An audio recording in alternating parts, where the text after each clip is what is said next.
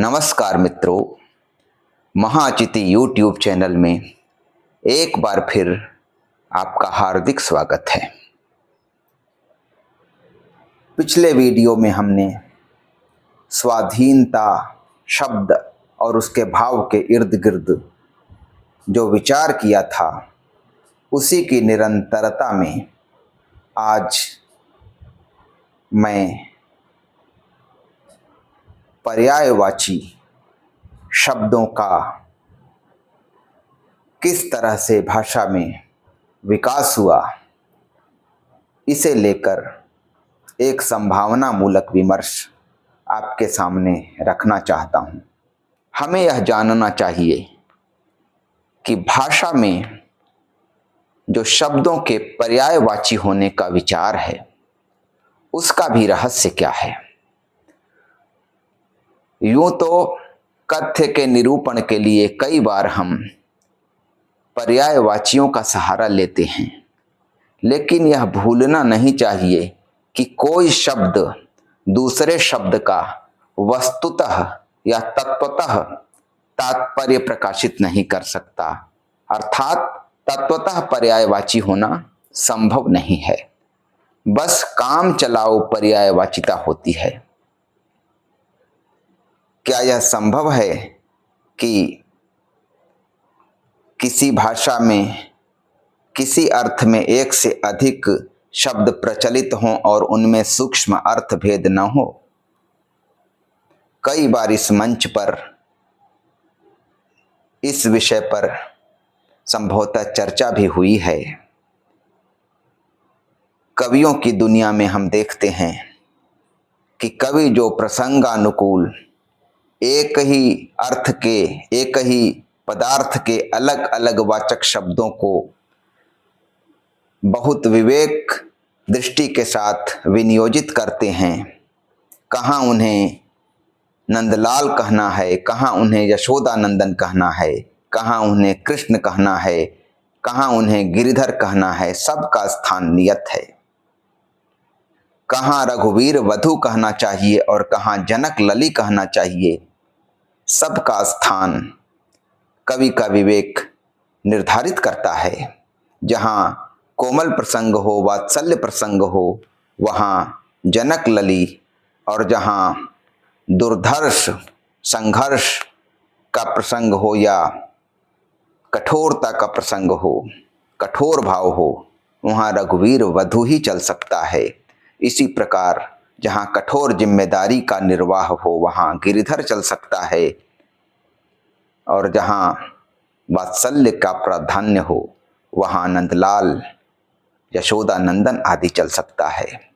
कमल शब्द के बहुत सारे पर्यायवाची संस्कृत भाषा में या भारतीय आर्य भाषाओं में या उसके माध्यम से हिंदी में हमें जो दिखाई देते हैं, उनमें भी सूक्ष्म अर्थ व्यंजना रही है। साहित्यिक परंपरा और कोश बतलाते हैं कि पुंडरीक श्वेत कमल को कहते हैं, इंदिवर नील कमल को कहते हैं, कोकनद लाल कमल को कहते हैं। इसी प्रकार दुनिया की भाषाओं में पर्यायवाचियों को लेकर सूक्ष्म अर्थ व्यंजना होती है। किसी वीडियो में तो यह भी प्रस्तुत किया गया था कि जो कमल कुडमल जैसे शब्द हैं और बहुत सारे वनस्पति परक शब्द हैं, वे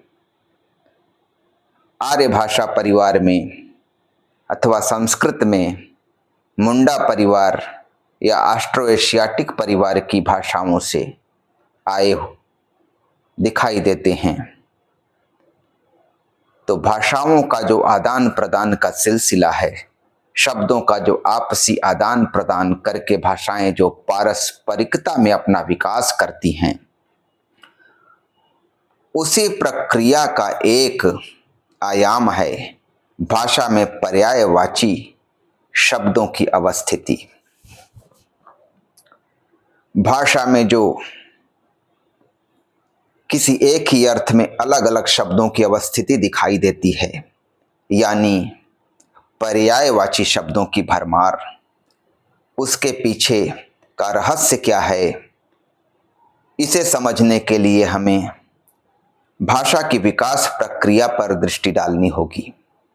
कई भाषा विज्ञानियों की राय है कि जो किसी भाषा विशेष में एक ही पदार्थ के वाचक अलग अलग शब्द दिखाई देते हैं, अर्थात एक अर्थ के बहुत सारे पर्यायवाची प्रयुक्त होते दिखते हैं, वे वस्तुतः या मूलतः उसी भाषिक समूह या उसी भाषा के नहीं होते, बल्कि कई अन्य भाषाओं से आए होते हैं। इसीलिए उनमें अर्थ छवियों का भेद होता है, क्योंकि हर भाषिक समूह या हर छोटा जो भाषिक वृत्त है, हर छोटी भाषा है, छोटे भौगोलिक सांस्कृतिक परिवेश में सीमित भाषा है, अपने खास दृष्टिकोण, खास सामाजिक सोच या खास सांस्कृतिक सोच के कारण किसी पदार्थ को कोई खास नाम देती है, तो उसमें खास अर्थ छवि संलग्न होती ही है। लेकिन वह छोटी भाषा जब अन्य छोटी भाषा या अपने से बड़ी भाषा के साथ संपर्क में आती है, तो कुछ शब्द उस भाषा से इस भाषा में और इस भाषा से उस भाषा में जाने की प्रक्रिया सहज रूप से कार्य करती है। और इसी तरह से तमाम भाषाओं का साहचर्य धीरे धीरे चलते रहता है। ऐतिहासिक भाषा विज्ञान के प्रसिद्ध विद्वान डॉक्टर रामविलास शर्मा ने बहुत बेहतर ढंग से समझाया है कि किस प्रकार एक कबीले की भाषा से, ऐसी ही प्रक्रिया से देश की भाषा या राष्ट्र की भाषा का विकास होता है। जन की भाषा से जनपद की भाषा और राष्ट्र की भाषा का विकास होता है। कई छोटे छोटे जन मिलते हैं अपनी अपनी भाषाओं को लेकर, तो जाहिर सी बात है कि उनकी जो भाषिक शब्द संपदा है वो आपस में घुलती मिलती है, और कभी देर सबेर जब एक भाषा के रूप में आकार लेती है तो वे सब शब्द मिल जाते हैं। तो पर्यायवाची शब्दों की जो भरमार होती है उसे हम इस प्रक्रिया से समझ सकते हैं। पर्यायवाची शब्द सूक्ष्म अर्थ भेद रखते हैं, यह हमें नहीं भूलना चाहिए। यदि सामान्य प्रयोग में हम उसे भूल कर चलते हैं तब तो कुछ समय के लिए काम चल सकता है, लेकिन साहित्यकार या कवि की दृष्टि उस सूक्ष्म अर्थ भेद को पकड़ने में कुशल होती है। अपने प्रयोजन के अनुसार सूक्ष्म से सूक्ष्म भावों के लिए उन सूक्ष्म से सूक्ष्म अर्थों को, आशयों को पकड़ने में ही उसकी कवि प्रतिभा कार्य करती है। अभी कुछ उदाहरणों के माध्यम से हमने इसे समझाने का प्रयास किया। तो बहरहाल सिद्धांततः यह बात सही है कि कोई शब्द किसी का वस्तुतः या तात्विक पर्यायवाची हो, यह संभव नहीं दिखाई देता। तो आज यहीं तक। उम्मीद है कि जल्द ही इस विषय की अगली कड़ी या किसी अन्य विषय को लेकर मैं आपके समक्ष उपस्थित होऊंगा। तब तक के लिए नमस्कार।